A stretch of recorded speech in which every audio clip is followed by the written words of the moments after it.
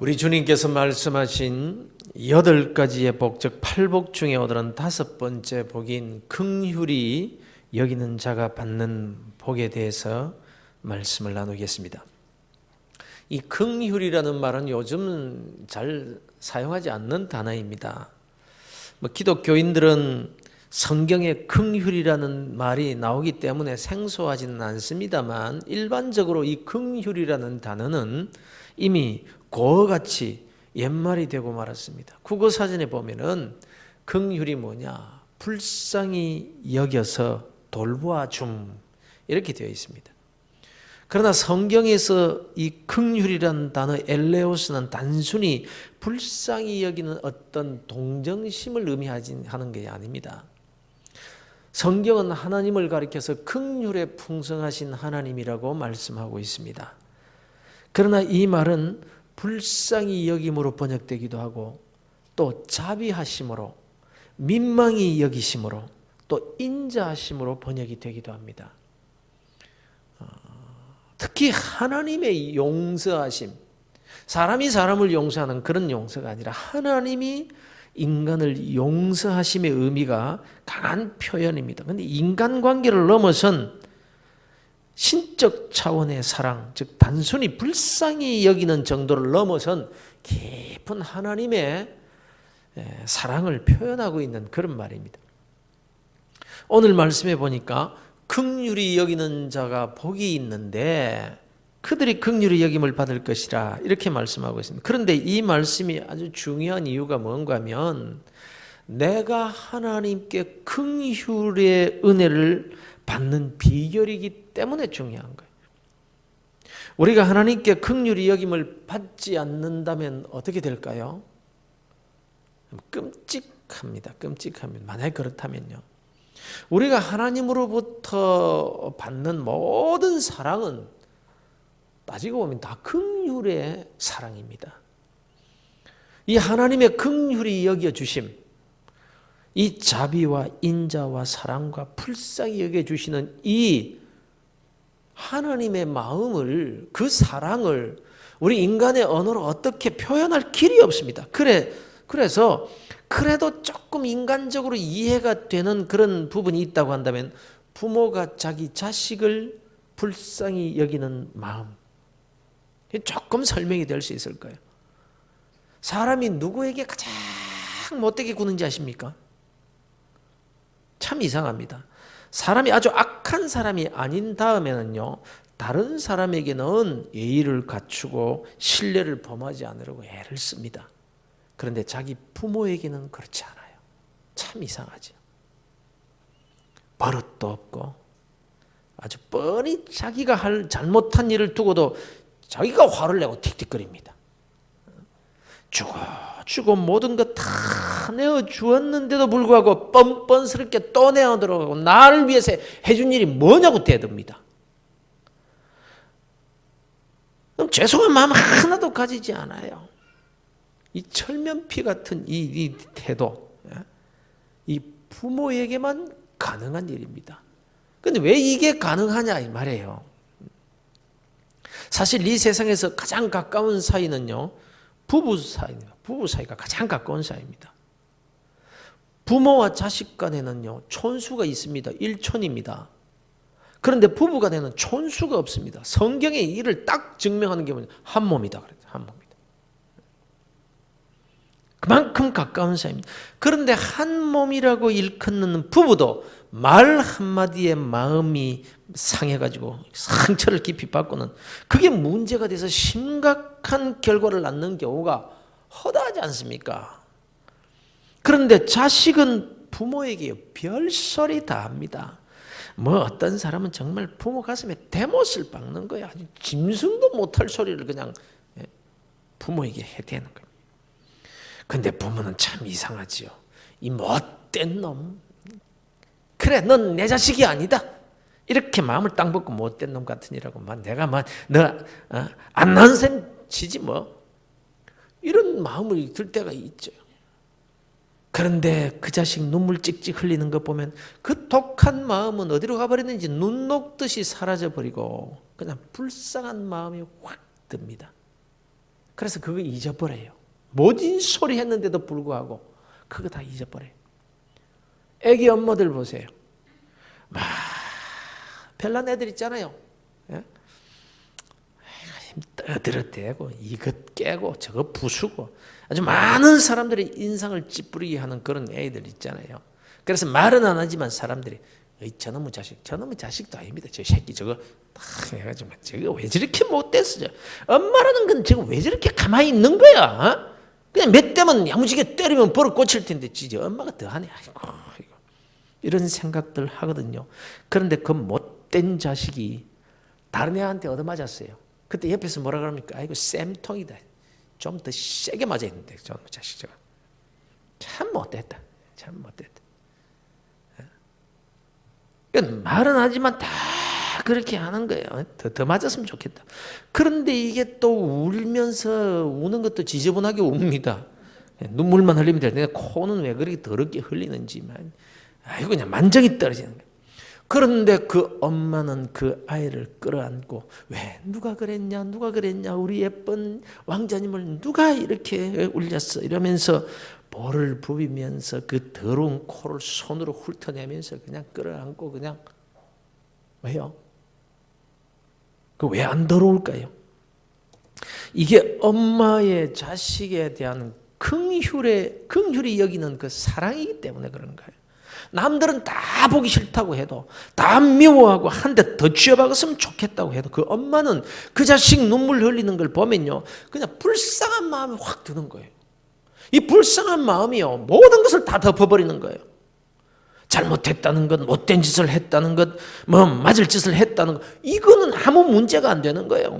긍휼히 여기는 이 사랑 속에 다 파묻혀버리게 되는 거예요. 다 덮여져 버리고 말아요.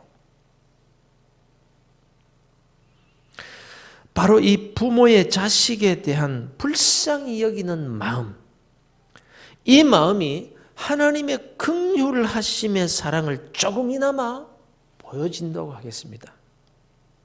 그런데 이 하나님의 긍휼의 사랑을 만일 내가 받지 못한다면 어떻게 될까요? 내가 어떻게 구원을 받았습니까? 내가 어떻게 하나님의 자녀라는 말을 듣습니까? 내가 뭔가 잘해서? 내가 뭐 하나님께 잘 보일 만한 착하고 선하고 충성되고 순종하는 삶을 살았기 때문입니까? 그렇게 산다고 할지라도 의의는 하나도 없는데 누가 하나님의 자녀가 될 수 있단 말입니까? 어느 초등학교 수업 시간이었습니다. 선생님들의 애들에게 질문을 했습니다. 그러자 애들은 벌떼같이 손을 들고 선생님 저요. 막 야단, 여기저기서 야단입니다. 어떤 애는 막 자기 안 불러준다고 막 책상 위에까지 올라서가지고 막 저요 합니다. 여러분 안 그래 보셨습니까? 아무도 그런 적이 없는 모양이네. 나는 많이 그랬습니다. 나는 참 이상한 짓도 많이 했습니다. 한 번은 선생님이 자연 공부인가 이렇게 하면서 말이죠. 사람의 위를 이렇게 그려주면서 사람이 밥을 먹고 오른쪽으로 이렇게 누우면 소화가 이렇게 위가 착 이렇게 편안하게 돼서 소화가 잘 된다 그런 말을 하는 거예요. 그런데 내가 손을 번쩍 들고 내가 선생님 우리 엄마가 그러는데요. 밥 먹고 바로 누우면 소된다 그러던데요. 내가 이랬어요. 그러니까 선생님이 얼마나 기가 막혔겠습니까? 야 내가 맨날 오른쪽에 있는데 나 소화 안 됐는데 그 왜 그런 말을 했냐면 그 왜 어른들이 밥 먹고 바로 애들이 누우면은 안 된다고 그렇게 눕지 말라고 하는 말이 소가 되새김을 어떻게 합니까? 보통 탁 이렇게 누워가지고 편안하게 이렇게 하거든요. 그래서 눕지 말라고 밥 먹고 바로 그 누우면 안 좋다고 밥 먹고 바로 누우면 소된다 이 말을 제가 들었기 때문에 제가 선생님보다 엄마 말을 더 신뢰해가지고 오른쪽으로 누우면 소화가 잘 된다. 소됩니다 선생님. 내가 딱 이럴 정도로 내가 손을 많이 들었어요. 정말. 아이들은 이렇게 순진합니다. 그런데요 선생님이 이렇게 보고는 저요 하고 하는 그 애들 중에서 한 사람을 이제 지명해야 될 거 아닙니까? 그러면 그 아이 지명받은 아이는 신이 나가지고 대답을 합니다. 뭐 말도 되지도 않는 뭐 대답도 하면서도 말이죠. 아는 대답인데도 불구하고 그저 선택받은 아이는 선생님께서 자기를 이렇게 지명해 줬다라는 그것 때문에 신이 나서 대답을 하는 거죠. 기분이 좋아서 어깨를 으쓱거립니다. 그런데 어떤 엄마가 가만히 보니까 선생님이 자기 애는 안 시키고 다른 애만 시킨단 말이에요. 자기 애가 똑똑하지요. 옷도 잘 입혀 보내지요. 부자지요. 세상 권세로 봐도 아주 만만치 않은 집안인데 늘 자기 애보다도 못하고 말이에요. 못생겼고 가난하고 머리도 별로 좋지 않아 보이는 그런 애만 자꾸 이렇게 시킨단 말이에요. 그래서 입이 막 나온 거예요. 옛날 같으면 막 봉투에다가 막 촌지라도 듬뿍 넣어서 주면 되겠지만 요즘은 그것도 아니지 않습니까? 그래서 그냥 학교 전학시켜야 되겠다. 선생님 저게 저렇게 못됐노? 막 이러더라는 말입니다. 그럼 이 경우에 여러분 선생님이 누구를 시키느냐 이건 선생님 마음입니다. 그 많은 아이들이 있지만 마음이 가는 애가 있는 거예요. 부모가 아무리 극성을 부리고 돈봉투를 들이민다고 할지라도 선생님의 마음이 가는 애가 있는 거예요. 그거 어떡하겠어요? 그런데 이거야 아니할 말로 전학을 시킬 수도 있고요. 참다 보면 선생님이 바뀔 수도 있으니까 잠시 속이 상할 수는 있겠으나 문제되는 것은 아니에요. 그런데 하나님의 긍휼하심의 은혜를 받느냐 못 받느냐 이건 다른 거예요. 긍휼하심의 은혜를 받지 못하면 끝장인 겁니다. 저는 세월이 갈수록 정말 이 목회 생활을 하면 할수록 저 처절하게 느끼고 또 느끼는 바가 뭐냐면요. 야, 하나님이 나 같은 자식 불쌍히 여겨주시지 않으시면 지금 나는 망한다. 불쌍히 여겨주시는 은혜가 없다면 지금도 나는 망한다. 제가 목사니까 뭐 그럴듯해 보입니까? 아니요. 아이고, 하나님의 긍휼하심의 은혜로 사는 겁니다. 그저 하나님의 긍휼하심의 은혜로 눈 감아 주시지 않는다면 지금 이 자리에 서 있을 수 없습니다. 그걸 시간이 갈수록 뼈저리게 깨닫습니다. 할 수 없는 죄인인 나. 엄마가 코 올리며 징징대는 아이를 보고 끌어안아주는 그 긍휼의 마음. 하나님이 그저 나를 보시고 그렇게 긍휼하심으로 안아주시고 받아주시고 덮어주시니까 제가 지금 숨을 쉬고 있는 것이고 이 자리에도 나올 수 있는 것이고 하나님을 아버지라고 부를 수 있는 것이지 다른 이유 하나도 없습니다. 만일 그 못된 아이 옆에 있는 사람들이 딱 애 째려보면서 아이지 자식 쟤 참 못됐네 그냥 한 대 탁 때려줬으면 좋겠다. 엄마라는 작자는 왜 그러지 보고만 있는 거야. 이러는 것 같이 하나님께서 저를 째려보신다면 아니 째려보실 일이 얼마나 많겠어요. 그래서 저를 째려보신다면 저는 어떻게 될까? 정말 소름 끼치는 일이 아닐 수가 없는. 세상에 사람들이 얼마나 많습니까? 그야말로 바다에 모래같이 많다고 하는 그 사람들이 그 많은 사람들이 모두가 다 하나님의 긍휼의 은혜를 받고 싶어서 저요 하고 있는데 왜 하나님께서 그 많은 사람 가운데 나를 선택해서 그 긍휼하심의 사랑을 베풀어 주실까? 이 은혜와 사랑을 어떻게 표현하면 될까? 어떻게 이해할 수 있을까? 그러니 지금 이 시간 저와 여러분이 이 자리에 나와 예배를 드리고 있다는 것이 바로 이 은혜를 받고 있는 증거임을 믿으시기를 주의 이름으로 축원합니다. 그런데 이 긍휼의 은혜는요, 지금까지도 받아왔지만 그러나 지금까지 받아온 것에 대해서 감사해야지만 더 중요한 것은 남은 생입니다. 남은 생에 어떻게 이 긍휼하심의 은혜를 받고 살 것인가 하는 겁니다. 뭐 우리가 실수를 한 번, 두 번 하고 삽니까? 남은 생애가 얼마든지 간에 얼마나 실수를 많이 할 것이며 내가 죄인인데 하나님 앞에서 불순종하며 사는 일은 얼마나 많겠느냐라는 거예요. 그러니 그 무엇보다도 우리에게는 이 긍휼의 은혜가 필요한 거예요. 이거 없으면요 망해요, 망해. 어려운 일을 만났습니다. 사업에 실패를 했습니다. 당연히 받을 징계예요, 이게. 하나님의 말씀에 순종하지 못하고 산 결과임을 나도 알고 너도 알고 다 아는 사람. 이때 하나님께서 네 잘못했으니까 너 벌 좀 받아. 너 훈련 좀 더 받아야 되겠다.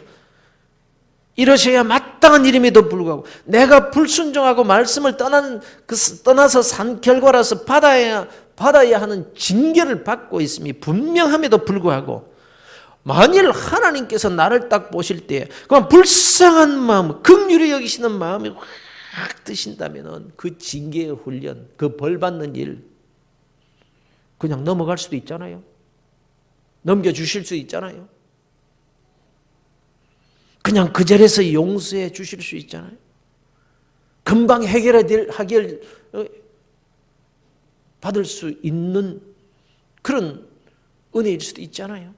하나님이 나를 긍휼히만 여겨주시면 마땅히 받을 벌을 받고 있지만 하나님께서 나를 보실 때 긍휼히 여기는 그 마음으로 나를 보신다면 이거보다 더 큰 은혜가 어디 있겠습니까? 그래서 우리에게 필요한 은혜 중에 이 하나님의 긍휼하심의 은혜가 정말 절실한 이유가 되는 것입니다. 오늘 본문 말씀에 보니까 주님께서 긍휼히 여기는 자는 복이 있나니 그들이 긍휼히 여김을 받을 것이며 이렇게 말씀하십니다. 그런데 8가지 복 중에서 오늘 말씀하시는 이 복을 받기 위해서 우리가 해야 하는 일이 참으로 부담스러운 내용입니다. 왜냐하면 긍휼의 은혜를 받으려면 하나님께로부터 긍휼의 은혜를 받고 싶으면 내가 긍휼을 베풀어야 된다. 이러시기 때문입니다. 내가 하나님으로부터 내 실수와 죄에 대해서 금방 용서받고 문제 해결받기 위해서는 내가 다른 사람을 불쌍히 여기고 또 내게 잘못한 일에 대해서 용서해야 내가 하나님으로부터 긍휼하심의 은혜를 입을 수 있다고 말씀하신다는 말이에요. 다시 말씀드리면 이건 아주 확실한 조건적인 은혜입니다. 내가 용서하면 하나님께서도 용서하시겠다고 말씀하시기 때문에 그래서 부담스러워요. 주님께서 주기도문을 가르쳐 주시면서도 이 점을 분명하게 말씀하고 계십니다. 우리가 우리에게 죄 지은 자를 사하여 준 것 같이 우리의 죄를 사하여 주시옵고 우리가 우리에게 내가 누군가에게 죄를 용서해 준 것 같이 나의 죄도 용서해 주시옵시고 이렇게 기도하라고 했단 말이에요. 조건적입니다. 조건적. 내가 다른 사람의 죄를 용서하면 하나님도 내 죄를 용서해 주실 것이다. 이 말이거든요. 그러니 참으로 부담스럽지 않습니까? 내가 다른 사람을 불쌍히 여기고 용서하는 삶을 살아야 나도 하나님으로부터 그 긍휼의 은혜를 받을 수가 있다고 하시는데 나에게 정말 사람을 사랑하는 그런 긍휼의 마음, 불쌍히 여기는 마음이 내게 있느냐? 착한 마음이 내게 있느냐? 내가 또 그렇게 살 수가 있겠느냐 하는 말입니다. 오래전 우리 교회에서 권사님으로 섬기시다가 세상을 떠나신 한 분이 생각이 납니다. 이 얘기를 들으시면 대충 짐작하시는 분들도 있겠습니다만은 그 권사님이 숨을 거두시기 전에 제게 유언과 같이 남기신 말씀이 생각나고 잊혀지지가 않습니다. 이 권사님이 하시는 말씀이 자기가 한평생 살면서 사람들과 맺히는 삶을 살지 않으셨대요. 수많은 교역자들을 만났고 또 섬겼지만 그 어떤 교역자와도 마음 불편하게 지낸 분이 없었다고. 목사님, 강도사님, 여전도사님, 또 어린 신학생까지 그 어느 누구와도 다투어 본 적도 없고 서로 맺힌 것이 없이 그렇게 섬기며 살았다는 거예요. 그리고 성도들 간에도 그렇게 사셨다는 거예요. 일찍이 혼자 되어서 자식 기르느라고 혹시 내 자식 애비 없는 자식이라고 사람들에게 욕을 먹을까 봐 더 엄하게 키웠고 어떻게 하든지 신앙생활 제대로 하도록 그렇게 만들기 위해서 애를 쓰셨고 또 한평생 기도하며 주님 사랑하는 그런 삶을 사셔서 세상을 떠나면서도 마지막 유언과 같은 말을 목사에게 남기면서도 영육간에 그렇게 누군가가 맺힌 것이 없이 살았다고 그렇게 말하는 거예요. 그 말을 들으니까 너무너무 부러운 거예요. 야, 내가 목사지만 마지막 숨을 거두면서 저렇게 말하고 떠날 수 있을까? 그런데 권사님이 딱 한 가지 마음에 걸리는 게 있다는 거예요. 그게 뭔가 하니, 내가 돈이 많이 없어서, 혼자서 자식 키우며 사느라고 돈이 없어서 불쌍한 사람 많이 도와주지 못하고 산 것, 그것이 마음에 걸린대요. TV에 보니까 무슨 일이 나면 예수 안 믿는 사람들도 불쌍한 사람들 돕는다고 막 돈도 잘 내고 하던데, 나는 예수 믿는 사람이었으면서도 남을 물질로 많이 도와주지 못한 그것 하나 내 마음에 걸립니다. 이러시다. 제가 알기로도 권사님이 여러 사람 많이 도우셨고, 또 교역자들 얼마나 잘 섬기셨는지를 제가 잘 압니다. 제가 얼마나 사랑을 또 많이 받았는지 몰라요. 그러면 여러분, 우리는 어떻습니까? 불쌍한 사람 많이 도와주시면서 사셨습니까? 어려운 사람들을 보면 정말 불쌍한 마음이 들어서 안타까워하시는 그런 성도님이십니까? 안 믿는 사람들보다는 그래도 더 선을 많이 베풀고 남을 더 많이 도와주면서 사시는 그리스도인들이신가요? 여러분은 마지막 숨을 거두시면서 이 권사님처럼이라도 하실 수 있겠습니까? 그런 말을 남기실 수 있을 만한 삶을 사십니까?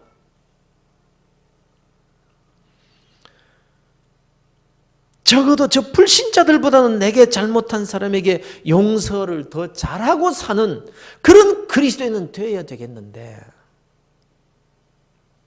나는 어떠냐?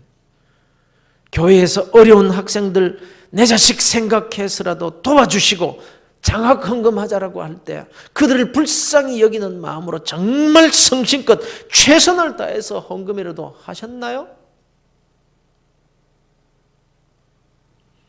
그래서 네가 긍휼히 여기면 내가 너를 긍휼히 여겨주리라, 이 말씀이 걸리는 거예요, 마음에. 여러분만 걸리는 게 아니라 목사님 저도 마음에 걸려요.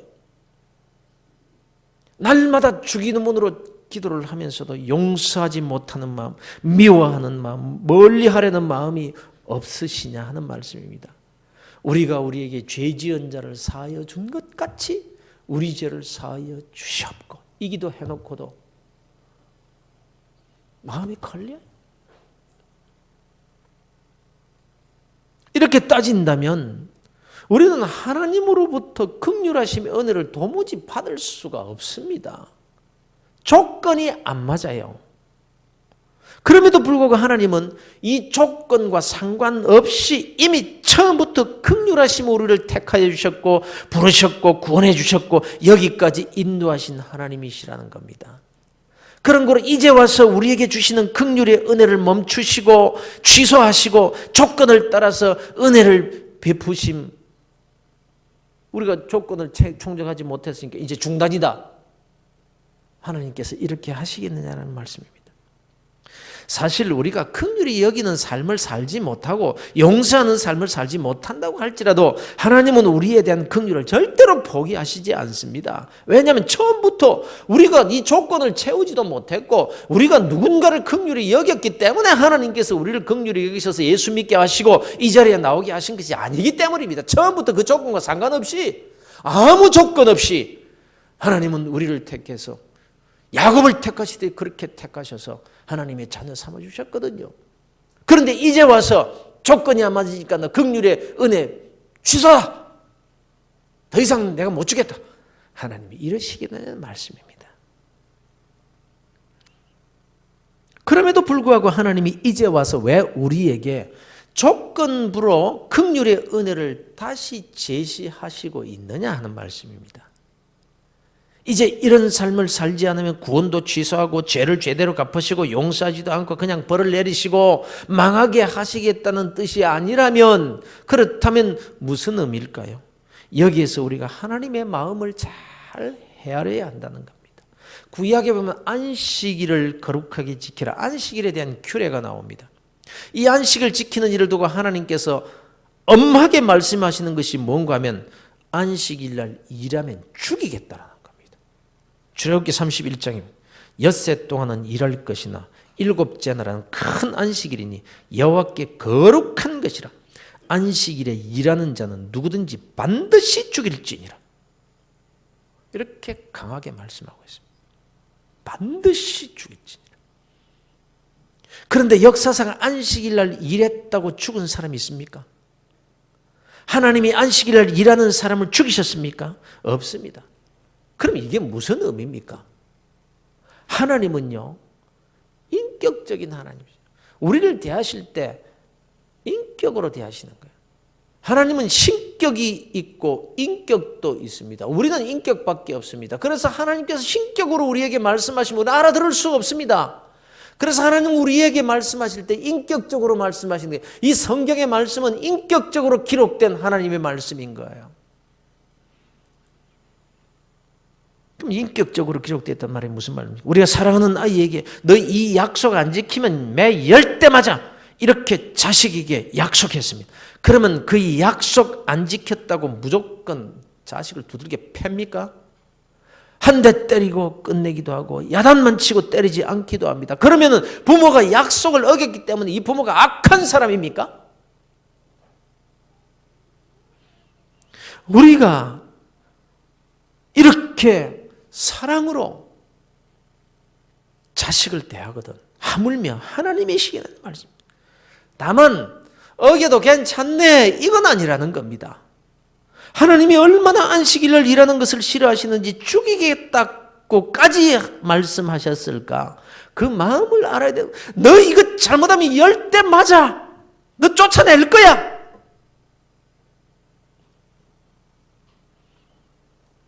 때리겠다고 하는 것도 아니고 쫓아내겠다고 하는 말도 아니잖아요.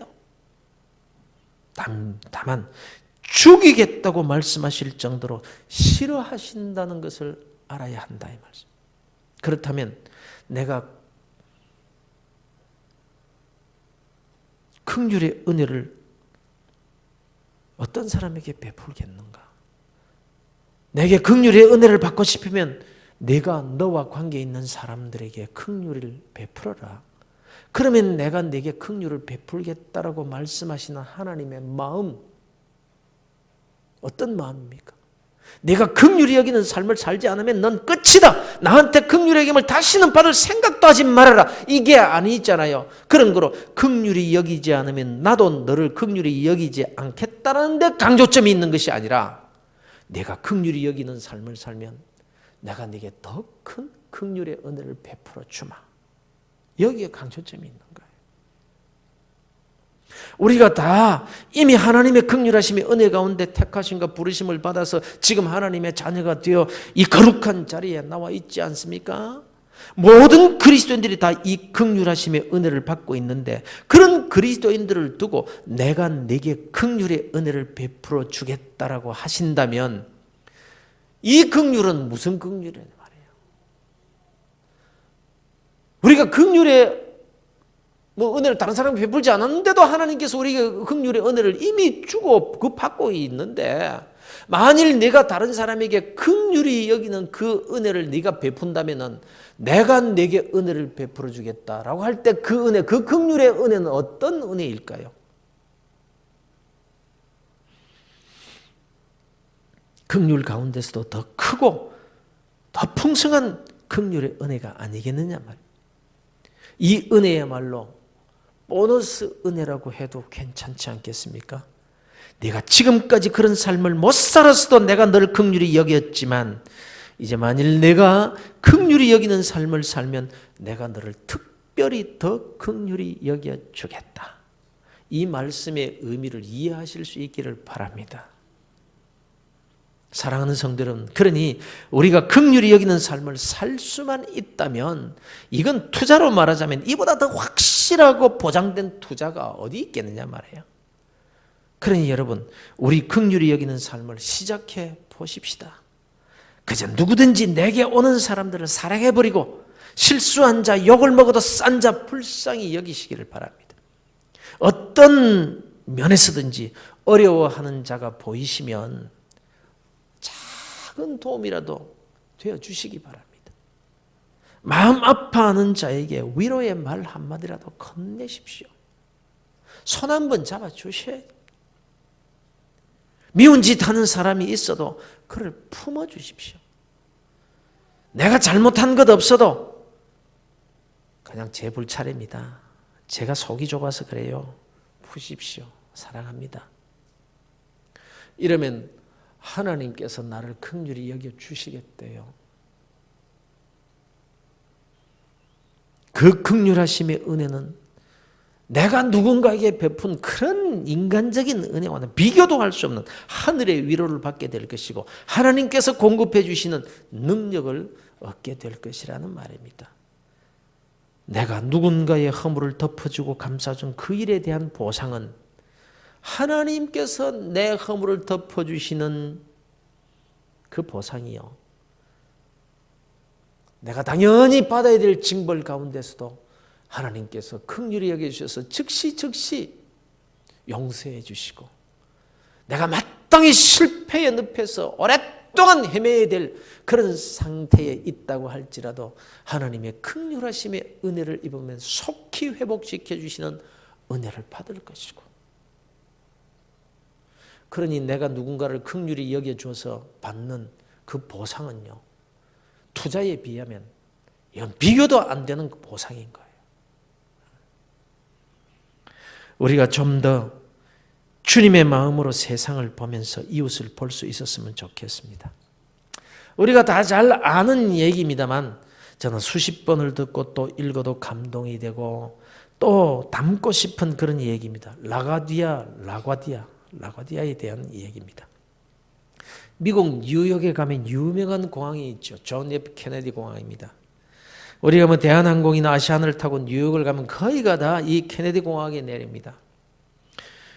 그런데 뉴욕에는 또 하나의 공항이 있지요. 바로 주로 국내선을 운행하는 그런 공항인데 바로 라과디아 공항입니다. 근데 미국에서 나이아가라 폭포를 타고 가려고 버팔로라는 곳으로 이렇게 가려고 하면은 바로 이 라과디아 공항에서 비행기를 주로 탑니다. 바로 이 라과디아 공항은 뉴욕 시장 중에 가장 명시장으로 알려진 라과디아라는 분의 이름을 따서 지은 겁니다. 이 사람에 대한 에피소드 중에 한 번쯤은 들어보셨을 만한 얘기가 있습니다. 이분이 뉴욕시의 직결 재판부 판사로 있을 때 하루는 가게에서 빵 도둑질을 하다가 잡혀온 노인을 재판하게 됐습니다. 노인이 배가 고파서 빵을 훔치다가 붙잡혀온 거예요. 라과디아 판사가 선고하기를 당신의 행위에 대한 벌금으로 20불을 선고한다. 이렇게 말했습니다.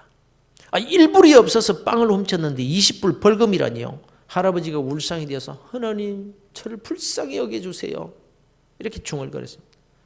그때 라과디아 판사가 자기 지갑에서 10불짜리 지폐를 꺼내어 중절모에 넣으면서 이 20불의 벌금 중 절반인 10불을 내가 내겠습니다. 이토록 배고픈 사람이 뉴욕을 헤매고 있었는데 내가 그동안 너무 좋은 음식을 배불리 먹고 산 것에 대한 벌금입니다.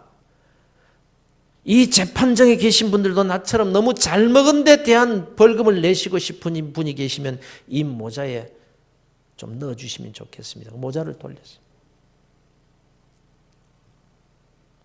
즉석에서 거친 돈을 세어보니까 벌금을 제외하고도 47불이 남았습니다. 그 돈을 받아들고 눈물을 흘리면서 나서는 노인에게는 라과디아 판사가 바로 하나님의 긍휼의 사자였습니다. 찰스 스윈돌이 지은 섬기는 삶은 이렇게 아름답다라는 책에서 나오는 글입니다. 어느 추운 이른 아침 한 미국 병사가 런던에 있는 막사로 돌아가고 있었다. 지프차를 몰고 길모퉁이를 돌다가 그는 빵집 창문에 코를 바짝 대고 있는 한 어린아이를 발견했다. 그 안에는 신선한 도너츠를 만들고 있는 요리사가 있었다. 굶주린 그 소녀는 아무 말도 않은 채 그의 일거수일투족을 지켜보고 서 있었다. 병사는 자기 지프차를 길에 세우고 내려 그 어린 친구가 서 있는 곳으로 조용히 걸어갔다. 김이 서린 창문을 통해서 그는 뜨겁게 달구어진 오븐에서 끄집어내어지고 있는 먹음직스러운 빵들을 볼 수 있었다. 그 소녀는 빵 만드는 사람이 그 도너츠들을 유리 진열대에 조심스럽게 집어넣는 모습을 보면서 침을 흘리면서 낮게 한숨 소리를 냈다. 애야, 저 빵이 먹고 싶냐? 소년이 놀란 표정을 지었다. 아, 예, 먹고 싶어요. 미국 병사는 가게 안으로 들어가서 도너츠 12개를 사서 상자에 넣었다. 그리고는 그는 런던의 차가운 아침 안개 속에 서 있는 그 아이에게 다시 걸어갔다. 그는 미소를 지으며 그 소년에게 그 상자를 건네줬다. 여기 있다, 먹어라. 몸을 들려 자기 차로 돌아가려던 그는 자기 코트 자락을 잡아당기는 손길을 느꼈다. 바로 그 소년이 병사의 얼굴을 올려다보면서 이렇게 말했다. 아저씨, 아저씨는 하나님이세요. 이 글 끝에 이렇게 적고 있습니다. 우리는 우리의 것을 다른 사람에게 줄 때보다 더 하나님을 닮는 경우는 없다. 이렇게 말합니다. 그 병사가 하나님은 아니지만 적어도 그때 그는 그 소년에게 하나님의 긍휼의 사자였습니다. 우리도 하나님의 긍휼의 사자로서 살 수 있습니다. 그렇게 살았으면 좋겠습니다. 긍휼히 여기는 자는 복이 있나니 긍휼히 여김을 받을 것이며, 이 말씀이야말로 하나님의 형상으로 창조된 우리가 하나님을 닮는 삶을 사는 최고의 비결이요, 또 하나님께서 긍휼의 은혜와 축복을 주실 만한, 하나님으로부터 그런 긍휼의 은혜를 받을 만한 사람이 되지 않겠느냐라는 것입니다. 그래서 이 말씀이야말로 복음 중에 복음의 말씀이라고 아니할 수가 없는 것입니다.